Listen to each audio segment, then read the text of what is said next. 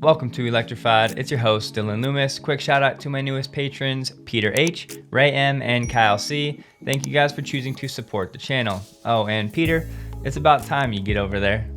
First up, what's the drumbeat for Tesla Q1 deliveries that we should have reported April 2nd? Dan Ives says unit deliveries are trending well ahead of street expectations for Q1. China and Europe in particular are tracking at least 15% plus ahead of street estimates. Combine that with strong US Model Y demand, Tesla could now be on a 2 million unit run rate exiting 2022. So what's the number to watch for Tesla Q1? Well, Wall Street is at 312,000 for the quarter and Troy is at 319,000. And here is the specific breakdown of where that 319,000 for Troy would be coming from. And we got some new reporting out of Giga Berlin. So right now there's about 3,500 employees. We know this number should bump up to 12,000 in the months to come.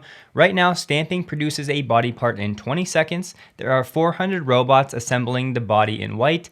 A second production line is currently under construction. Troy Teslake believes this will actually be to add Model 3 4680 production in the future. Troy also said this specific change won't change the 500,000 output capacity for now. It just makes it possible to split that between Model Y and Model 3. The water consumption at Berlin is supposed to be around 2.2 cubic meters, which should be below the industry average. Word on the street is it takes around 10 hours to produce a Model Y performance right now out of Berlin. The first 2 gigapresses are in operation, the third is under construction, and we're looking at a total of 8 to be built. The final assembly area is going to be the largest with 300 different stations and over 1,000 employees. With Berlin employing 3,500 people right now, it's already the third largest employer in Brandenburg. And the 4680 battery factory at Berlin is supposed to have a capacity of 50 gigawatt hours, which will be 5 times the capacity of what Tesla has at its pilot line at Cato Road. So here we have it, Elon yet again getting into it with a Twitter poll that will seemingly be fairly consequential.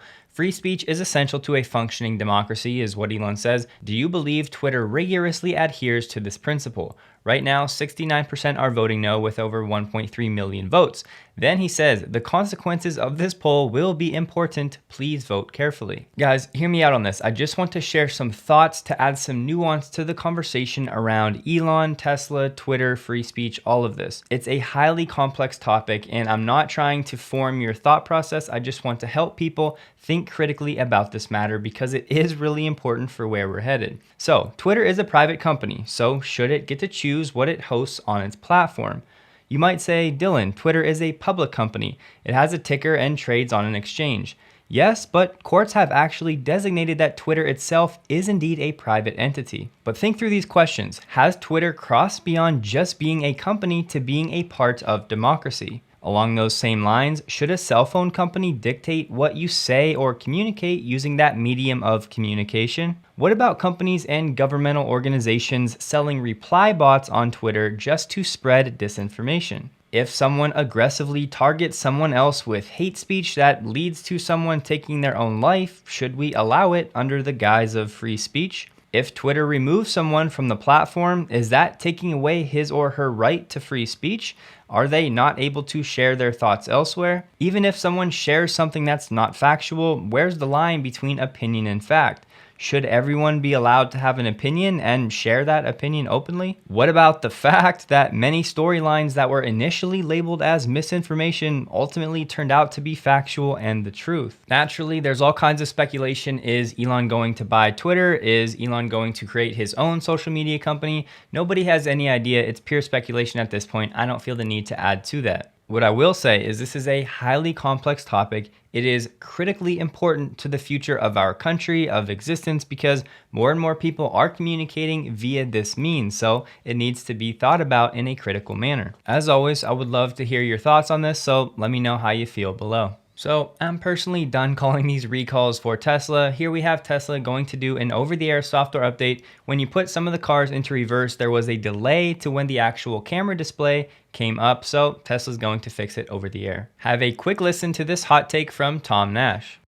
Now, not to mention even the fact that battery-powered trucks are no bueno. Nobody in the industry wants them. It's extra weight, it's extra charging time, and it makes no sense. Alex not in agreement, saying that tweet won't age well. Sawyer says, I've spoken to so many companies who have ordered Tesla semis, can't wait for the EV truck, and they know it'll bring them massive cost savings. Electric Class 8 trucks are the future. Tesla has tons of semi-orders. For me, I side with Tesla on this. I believe they've done the research into all the options right now, and they firmly believe that battery electric powered semis are the best way forward. That's why they're making the Tesla Semi with batteries. If somebody else wants to show me something better, I'm all eyes and ears, but I haven't really seen anything yet. Here we have Morgan Stanley continuing its busy week covering Tesla, EV battery cost inflation. Our China battery team are concerned about sharply rising input costs, especially lithium carbonate up 5 times year over year with little relief in sight. Lower margins and or demand destruction may be on the horizon. I just want to pause and remind you, Tesla one of the only companies in my opinion with the brand power and the scale to absorb these higher input costs and to handle it well. Everybody else, not so much. And most of these takeaways are for the Chinese battery market. But according to their China battery team, most of the LFP battery makers purchase lithium carbonate at spot price and have almost no long-term contract. The team believes battery makers will need to pass through inflation by raising prices almost 25%, driving OEM price hikes as high as 15%. Rising lithium carbonate prices are eroding the cost advantage of LFP over NMC. I'm personally most excited to look at Tesla's margins in Q2. That's where we're going to see more of these inflationary pressures, as well as the cost for actually ramping Berlin and Austin, as they'll start to depreciate those factories once they start delivering vehicles, which will get in more volume in Q2. Guys, here's an excellent anecdote of why I put basically zero stock into Wall Street analysts. Institutions put little incremental value on FSD other than as an add-on based on a take rate. Few model Tesla ride-hailing network because they believe every EV manufacturer will have similar FSD capabilities approved at the same time. View it like a free option. With all due respect to Gary here, I know he is pretty bearish on Tesla FSD and projecting for it. However, to all of the other Wall Street analysts that are saying, well, everybody's just going to have FSD at the same time, where in the world are you getting that conclusion from? And look, I'm not an FSD expert, but it doesn't take an expert to look around and see that what Tesla is doing is wildly different than what anybody else is doing. Not just LiDAR, not just data, not just software talent, but there's so many reasons that Tesla could, in theory, solve this first and have years of a competitive moat before anybody else has anything comparable. And there's still an if for these other companies if they ever have anything that's comparable to what Tesla will solve, if of course they actually do solve for it, which I think they will. So look, I'm all good with not modeling for a ride-hailing network for Tesla, but to say the reason is because every EV manufacturer will have similar FSD capabilities, all just approved randomly at the same time, that sounds like lunacy to me. Doug DeMuro reviewed the Model X Plaid. I'll include a link below if you want to check it out. On the design configurator, Tesla has changed all of the estimated delivery dates to now be a range of dates rather than a specific month. Of course, Tesla has a lot of uncertainty ramping 2 new factories, so it's tough to determine exactly when vehicles will be ready,